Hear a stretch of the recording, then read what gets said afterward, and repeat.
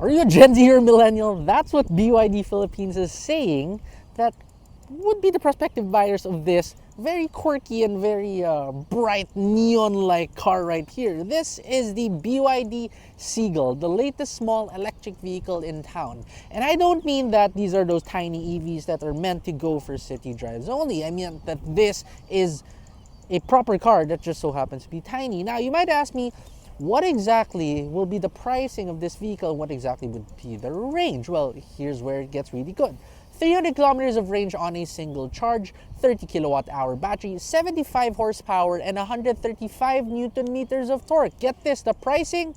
Less than 1 million pesos, 900 plus thousand pesos only. And since this is now going to be officially under BYD Philippines, officially distributed by BYD Philippines, you don't have to get it from gray market dealers anymore. And yet, it's even cheaper than those. Now, let's talk about the car from the outside first. So, as you can see, it has a very bright and neon color scheme, right? So far this is the only color scheme that we have right now, but there's going to be a white one and a black one as well. Since this is part of the BYD Ocean series, you can kind of see how it's getting the design cues from the likes of the BYD Dolphin as well as the BYD Atto 3. Over at the front, you have a very small hood. You have these LED headlamps. Very nice design, really, very futuristic looking. On the side, where those gray market units of this vehicle before came with steelies and hubcaps, well, now you get 16-inch rims. So in terms of being well equipped, this car is pretty well equipped, really. Now here, if you look at this side profile too, you'll see that there's a lot of these like side moldings, and it actually says electric and then blade battery. So it's just reminding you that BYD is still using their blade battery, the very safe batteries, even on one of their cheapest vehicles. Now, before we talk about the rear, I want to talk about the size of the BYD Seagull. Well, it's just slightly shorter compared to a Honda Brio, slightly shorter in wheelbase compared to a Toyota Wigo, but in terms of height, in terms of width, and especially when compared to the likes of the Mitsubishi Mirage, this is quite larger. Anyway, now that we're here at the back, you can see that there is no rear wiper, but you do have this tailgate, and we're getting so wet right now. But as you can see right here, space, it truly isn't bad for such a small car. And you can even fold these seats down. They don't fold down 60-40 and they don't fold completely flat. But yeah, that amount of space for such a tiny car truly isn't bad at all. Now inside the BYD Seagull, what you'll notice here is that it is also a lot more upscale compared to a lot of the cars in this segment. And I'm talking about both the ICEs as well as the EVs too. So look at this. I mean, sure, there's not much soft touch materials aside from like this part right here, which is taken like straight out of the Dolphin with its like cloth with some sort of foam on it. But the steering wheel too, it's really in line with that whole Ocean series design. And just like any other BYD, there's also that button right here by the steering wheel, which if you press, now rotates this 10.1-inch touchscreen. That is so cool. Again, in China, they have like Douyin there, which is like Chinese TikTok here.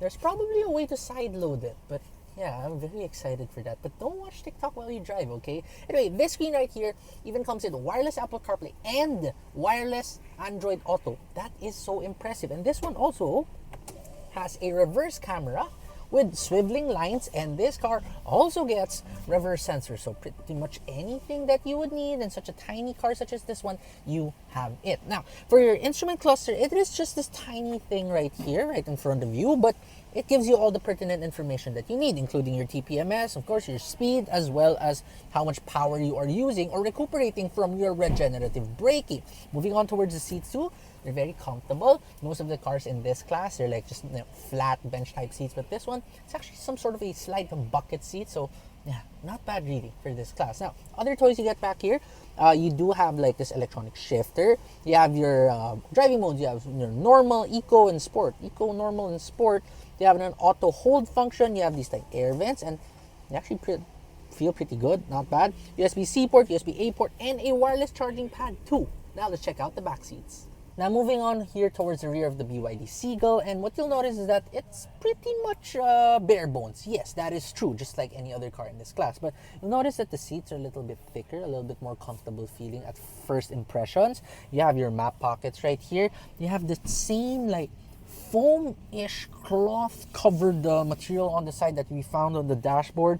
You have some of these like, I don't know how to do this, satin finished door panels too. I mean, yeah, really, overall, this isn't the most luxurious, but For its class, this might be best in class. We'll find out in the review once we have more time with this vehicle. Now we have the chance to drive the BYD Seagull and take it out for just a short test drive in this private test track. Now do take note, since this is a private test track, we can't really mimic real road conditions, so we do have to reserve our final judgment on this vehicle's driving impressions for when we have the chance to drive it out next time on real public road. But anyway, at first glance, driving this is honestly pretty impressive because there's literally no other car in this class at sub 1 million pesos that drives as nice as this.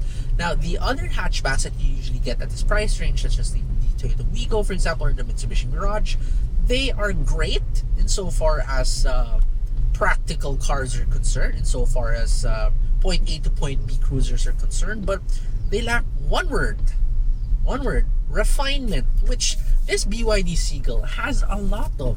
You won't really expect too much from this price range, but I mean, starting off with the power, for example, and the power delivery, since it is an electric vehicle and it doesn't have like a 3-cylinder or a small 4-cylinder, everything is just buttery smooth, everything is just whisper quiet in here, and you would usually also expect that noise insulation, for example, from the wheel wells wouldn't be existent in any way, but so far it's really quiet in here. I was able to take this from 0 to 105 kilometers per hour.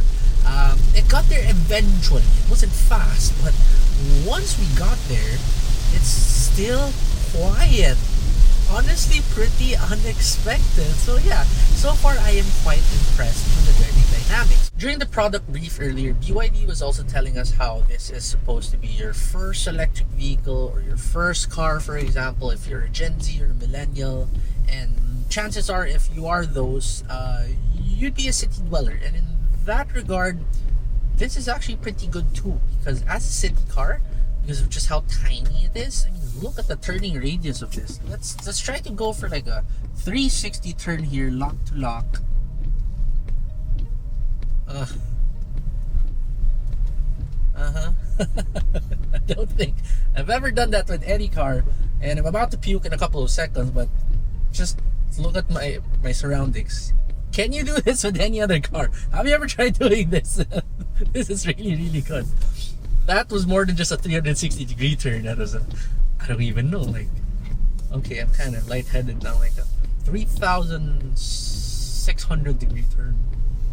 It's a great urban dwelling vehicle. But again, this is a private test track, and there aren't much cars here. There are no cars here. The roads are relatively wide. So yeah, just stay tuned for the full review wherein we get to try this out on a real public road and see if it's still equally as impressive insofar as city dwelling vehicles go and turning radii goes.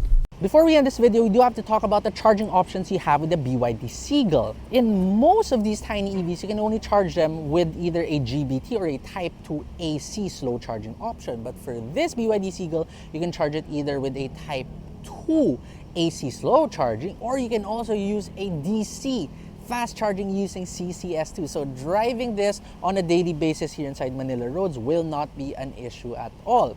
Also, the warranty, it truly isn't bad. This car comes with a 5-year or 150,000 kilometer warranty for the whole vehicle, and you even have like an 8-year warranty for both the motor and the battery.